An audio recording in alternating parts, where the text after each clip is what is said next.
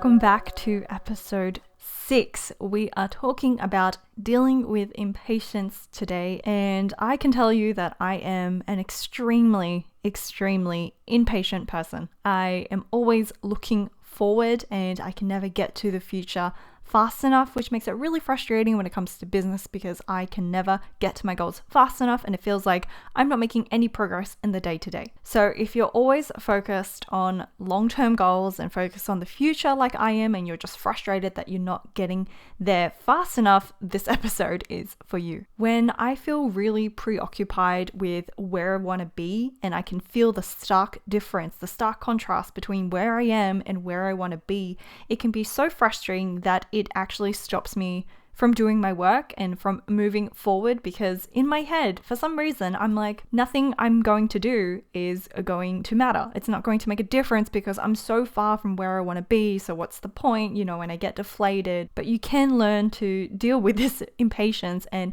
managing it a little bit better by making a mindset shift. So by focusing on the day-to-day and focusing on what you can control today and in the short term, and shifting your focus away from how far you are from where you want to be and just focusing on what you can do today, that will really help take your attention off the frustration that you're moving slower than you would like. The only thing that we have control over is the present, is what we do in this very moment, in this single second today. And this is something that Gary Vee talks about quite a bit, which really resonates with me because it reminds me to be present and to focus on what I can actually control in the present moment. So he talks about micro speed versus macro patience. It's being patient in the long term, understand that progress takes time, things don't happen overnight. So not judging yourself so harshly for the progress you've made over the past few months, being patient in the long term and thinking of your business in terms of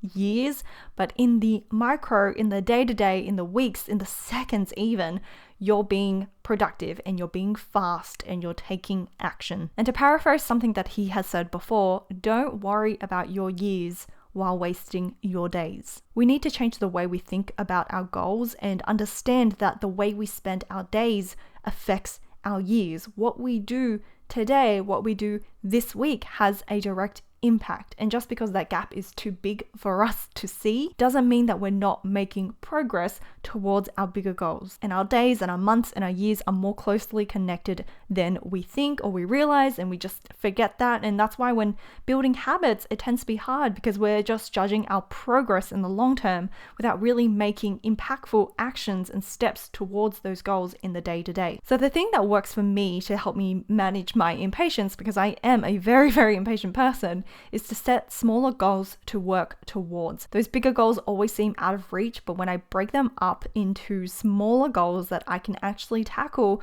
each month and each week and each day, that definitely helps me shift my attention and my focus back to the tasks that I can actively control. And this relates back to episode 4, where I talked about identifying your one thing, that one task that will help you move the needle forward. And it really relates to this because it's all about changing your mindset to focus on the present moment and what you can control, rather than sitting there and wasting time feeling frustrated and annoyed at yourself that you're not making as much progress as you would like, you're not moving as fast as you like. But sitting there and worrying and being frustrated isn't going to get you any closer. So take a step back, reframe, and try to remember that how you spend your days, how you spend your weeks and your months will directly influence how much progress you make towards those longer goals that you think are so far away. And I say that with love because I've been there and I still feel very frustrated all the time, but I know that frustration is not helping me make any progress. So I just need to shift my attention. I need to journal and reflect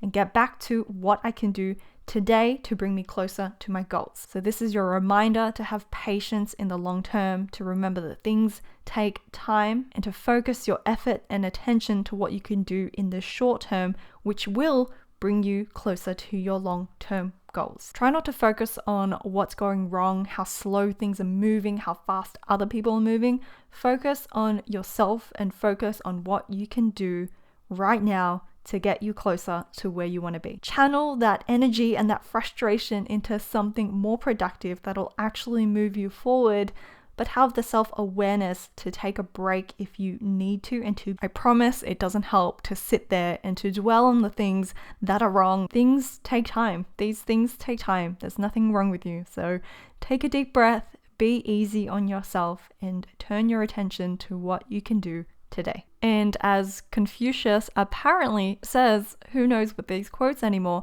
it does not matter how slow you go as long as you don't stop. And that's not to say you need to keep working and keep hustling and never take a break, but I want you to interpret that as it doesn't matter how slow your progress is, focus on the fact that you are making progress and celebrate your small wins. It starts with small steps, and those little tiny baby steps will add up to something so much greater. And to throw in one of my own paraphrased, jumbled quotes, climbing that mountain is a series of small steps, putting one foot in front of the other. And one more for last measure, slow progress is better than no progress at all. So take it easy, breathe, and take that first baby step. Thank you so much for listening to this episode. I hope this reminder was helpful, and I will see you next week for a Q&A. Bye.